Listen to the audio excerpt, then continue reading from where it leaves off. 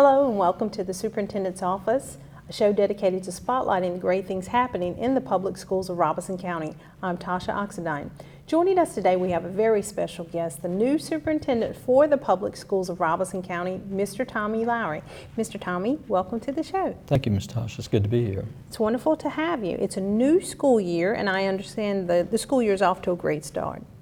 Yes, it is. Of course, one of the things that kicked off our school year was our back-to-school celebration with our staff, and then also our back-to-school celebration with our communities, with our parents and students that we had for each one of our schools. And I've heard wonderful things, students talking about Mr. Tommy came to our school and had a chance to visit. You've been getting out. Have you had a chance to visit all of the schools since you began? I have. I've got around to each school. I haven't been in every classroom, but I've been to every school and had an opportunity to go in and speak with the children and talk with them.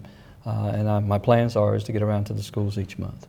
And if you're not familiar with the school district, we have 42 schools which cover 100 square miles. Mm-hmm. So we are the largest county in the state. So that's a major task to get to all the schools.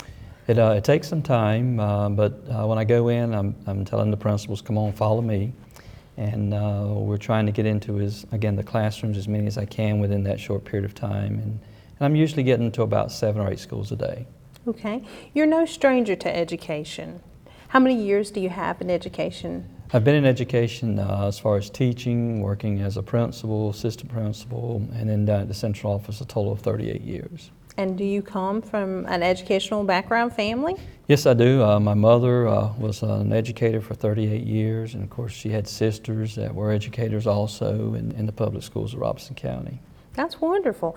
I understand legislatively, even though the school district got off to a great start smoothly, legislatively the year got off to a slow start with the budget being finalized, but even so, programs have to move forward, right? And I know many parents have been on hold waiting for one of those things that was in the budget was the driver's education. Yes, the state did finally pass and the governor did sign the budget. Basically what our board did is we put our driver's education on hold because we didn't have funding to continue to fund the driver's ed over the summer.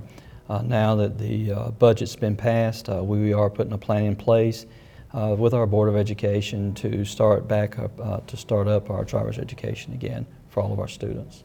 And driver's education is key for a lot of students. Most students, they take driver's ed, is it in 9th or 10th grade? 9th or 10th grade normally is when we have most of our kids that will start enrolling in the driver's education program. And at what point, if for some reason the legislature decided not to fund it in the future and they were not able to take it within the school district, could they still get their license at 18, 19? They could still get their license. Of course, the problem with not having driver's education, of course, is insurance costs for parents, those types of things that would incur more expense to parents without driver's education. The whole program is designed to set up so that students can get some experience behind the wheel and also get experience driving with their parents. Because, as well as I do, the more experience you get at doing something, the better you become at it. So that's the whole purpose of the driver's education, is to give that child an opportunity to get experience driving with their instructor and then of course also with their parent before they actually get their license. Okay. And when the budget is on hold like that, programs still have to move forward. I mean, we still have to feed students, we still have to get buses on the road. I know that has to make budgeting difficult. It is, but we try to look at different types of avenues as far as the money and resources that we have. There are some funds that we can move around, that we have that leeway through the state, so we do try to do that. Also, we have some funds that are carryovers. Some of our grants that we receive from state and federal, they do have carryover funds with them, and we can use those carryovers to continue to support our programs and our schools and our students until legislators and governor, until they pass the budget and give us a new budget. Okay, it's a new school year. As a new superintendent, can you give us a sneak peek on what are some of the new initiatives that you're looking at for the schools? Well, of course, and one thing that is very concerning to me is our test scores. And of course, to say I'm not happy with that would be an understatement. I'm not happy with where we're at with our test scores. So One of our initiatives is that we are meeting with each one of our principals to go over their test results. We are also going to put in cut scores for all of our schools, and this is the expectation that we have for all of our schools, is that we're going to be at a certain level. And I guess it's okay to say this, we're expecting all of our schools to be at least rated as C schools or better, based on the scales that we got from the state from last year. Okay, and that's a lot of pressure on some of the principals. It's a lot of pressure on everybody, you know, from the parents to the students, to teachers, to principals, and even, you know, to the central office. But I think it's a goal that we can reach. We have some schools that are not far from there, and then we have some schools that are going to have to do a lot of work. And so we're going to try to provide that services and support that our schools need to make that and reach that goal. And I've seen you out at the parent night. On the parent side, I've seen you requesting and talking to parents about the importance of helping children with homework and reading at night. How crucial is that to reaching these goals? You know, it's like anything else. The more you practice something, the better you get at it. And I believe that the more kids read, regardless of what it is they're reading, whether it's comic books or educational books, the more they read, the more they have someone working with them on those areas, then of course, you know, it just tells us that they're going to get stronger, they're going to be better readers. And so that's what we're hoping, that we can get the parent piece, get the parents involved with the kids, what's taking place with them at school, and then of course at home, reinforce those things that they've learned at school that day. Just this month, one of your schools received a major recognition right as school began in Newsweek magazine, and that was Early College. They were recognized for beating the odds and preparing students for college, and that school is ranked 27th in the nation and the first school to be recognized in North Carolina on that level. That's got to be very exciting. We're very proud of Early College and what the accomplishments that they've had since the program came into existence. And of course, we want them to continue to grow, to continue to improve in their test scores, in which they are doing well. That's a program that was designed to help students that were first generations, students be able to get at least a 2-year degree into to get their start into college, and of course hopefully to continue with that education and get their college degree. So it's an excellent program, and we're really proud of what's happening over at Early College on the campus of RCC. And that's what I was going to ask you to share. It's on the campus of RCC, and those students are high school students, and they're in regular classes, or how does that work? They're in regular high school classes. We have our own teachers there that work with our students in the high school classes, and then of course once they've completed those, they begin to start taking college courses, and those courses are taken there at RCC, and it is with their professors, and of course they continue on until they've completed a 2-year program there. And so with Early College, does the state kick in funding to pay for those college classes, or are the students having to pay for them? There's very little funding. We get some funding from the state, but very little. Most of the funding for those classes, and as far as the finances, the public schools is picking up the finances on that, as far as tuition, books, and those types of things. Now, as far as the professors, of course, those are professors that are paid for through RCC. The high school teachers are paid for through the public schools. Okay, and I understand there's some additional changes on the horizon for honors recognition in our school district. For the Vow and Sow honors, it won't be this year, it's coming up next year, but can you tell us a little bit about those changes in the honors? Just a little bit. The state, of course, changed the criteria for a grading scale, and that grading scale was changed to a 10-point grading scale, which affected course weighting and course equivalence as far as QPs. So as a result, we're not going to be able to continue to do the Vow and Sow. So what our board has agreed to, along with the guidelines of the state, is that we will continue and have a Vow and Sow this year at our high schools, but after this year, then we will go with just ranking as far as how students rate like they would at a university or somewhere, whether they'll be cum laude, magna cum laude, and so forth like that. That sounds pretty exciting. At least they will be on the same level, and they'll know more about it as they move forward. Well, our students will still be honored, and they'll recognize their accomplishments based on, these magna cum laude and cum laude that they will receive. And of course, these are the same things that you do when you go into a university, or you get the same type of rewards for that based on, your grade point averages. And will that be something that you're seeing many counties around us that are also doing that change? Everybody is going to this change for the local counties or the counties surrounding us. Everybody's going to the same scale and basically doing the same things. All right. Well, that sounds great. Moving forward with the school year, it means a lot of new promise, a lot of new beginnings, and it sounds like you have a lot of great ideas on the table. Well, we're hoping to make some changes. Of course, there are a lot of good things that took place before I became superintendent. For example, our graduation rate was above the state rate for the last couple of years. And those are initiatives that were put in by Dr. Hunt, and we're going to continue to improve on those initiatives as far as the graduation rate and the dropout rate here in our district. We'll continue to try to get those numbers to go up and increase.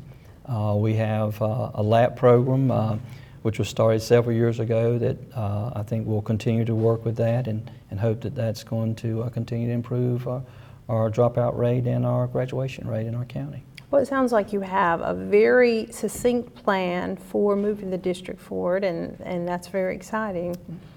Well, we're looking forward to the challenge, and it is a challenge to say the least, but we're looking forward to it, and I think that if we all work together, which includes our parents, students, and our staff at our schools, I think we'll be able to accomplish those goals. All right, that sounds wonderful. And Mr. Tommy, we really appreciate you coming on the show, and we hope that you will come back and join us soon and give us some updates to see how students are doing across the district. And with you traveling to 42 schools, how often did you say? I'm going to try to get there at least once a month to every school.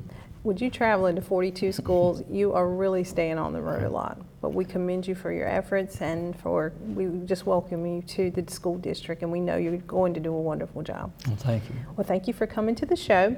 And joining us today was Superintendent Tommy Lowry, the new superintendent for the public schools of Robeson County. We thank him for coming on the show.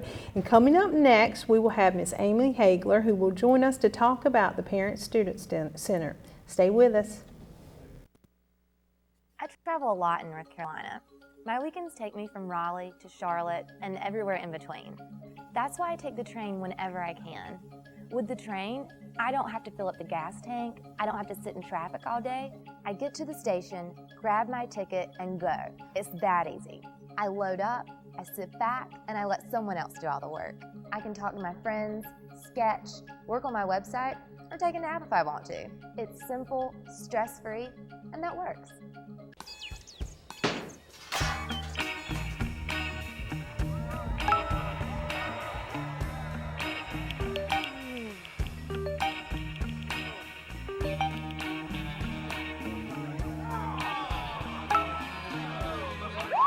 License and registration, please, sir. When you drink, plan ahead to make at least one good decision. If you drink, don't drive.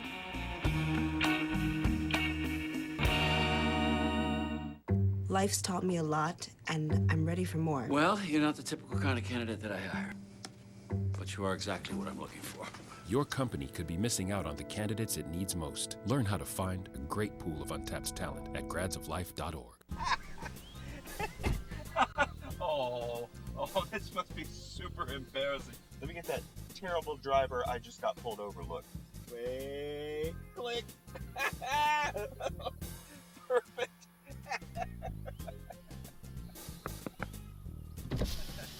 Whether you're a driver or a passenger, you're required by law to buckle up or face a fine up to $161. Click it or ticket. Every seat, every time. Miss Amy? All right, welcome back to the Superintendent's Office Show, a show dedicated to spotlighting the great things happening in the public schools of Robeson County. I'm Tasha Oxendine.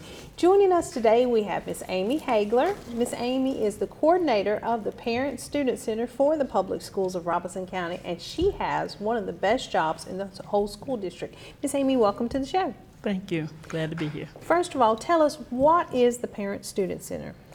The Parent-Student Center is an actual building where parents and students are allowed to come, obtain information, materials, school supplies, and we try to satisfy their educational needs there. Okay, and it's located at the central office in Lumberton? Correct. Okay, how is the center crucial for parents across the school district? Tell me some of the things that that you're supplying that need for our parents. Across our district, we found by doing a survey in the past years that our parents really want to help our students to be successful, but some of the things that were missing were things like home libraries where students could actually have books at home that they could read, dictionaries that parents and students both needed to have that they could leave at home for use there, and just different activities that were interesting to both parents and students. We were surprised at the number of parents who requested cookbooks. Mm-hmm. And by using those cookbooks and working with our students were able to learn things that enhance their homework and their education, measuring, cooking, division, those types of things. That's wonderful. I also understand that you spearhead the largest event for the public schools of Robeson County, and that is the Back to School celebration. How many years have you hosted this event? This year we did our 5th annual Back to School celebration. It was a wonderful event. I feel our parents, our students, our faculty members, everybody enjoyed it. We actually had over 20,000 people in attendance. Mm-hmm. We have hundreds of volunteers from across the region that come out and help us. We have our sponsors who donate items, school supplies for our students, our vendors who, this year we had a raffle for the first time. We were able to raffle off 3 large gifts on the east side and the west side of the district. Wow. So describe, we have a video that I think we'll set up in just a minute, but describe to me what exactly is, what is the day about specifically? It's an opportunity for our parents and our students to come together after the summer, our short summer break, and it gives the parents and the students that opportunity to come and meet with the principal, some of the staff members, to receive supplies so that everybody has the same start as far as the school year, as far as a book bag, some notebooks, some pencils, some paper, that type of thing. And it also gives our parents an opportunity to come and get some parent supplies that we provide, a calendar of events, upcoming events for the district so that they can keep up with what's going on, that they can walk around and meet the school principals and some of the staff members, as well as our superintendent, assistant superintendents, and that type of thing. So all the schools have a booth. So that is a massive undertaking to have. We have 42 schools, right. So there will be 42 principals, all the staff from all 42 in the farmers market. Yes. So that's a massive undertaking. Yes, we start planning early. We actually start planning the next day. After one back to school event, we start planning for next year's school event because it takes a lot to obtain the supplies that are needed for that many students and parents. And we want to be consistent and fair and give every child the same materials to get started. And then we throw in some extras that people donate. You'd be surprised at the people that donate to our back to school event. That's wonderful. So sponsors really make it happen as well. Yes. What about the volunteers? I mean, when you have the potential of 24,000 children, you have to have additional people to help. Right. Our volunteers are fantastic. We have volunteers who are there really before 7 a.m. that morning. They start arriving around 6 a.m. Some of them stay all day. Some of them actually work shifts, 2 to 4 hour shifts.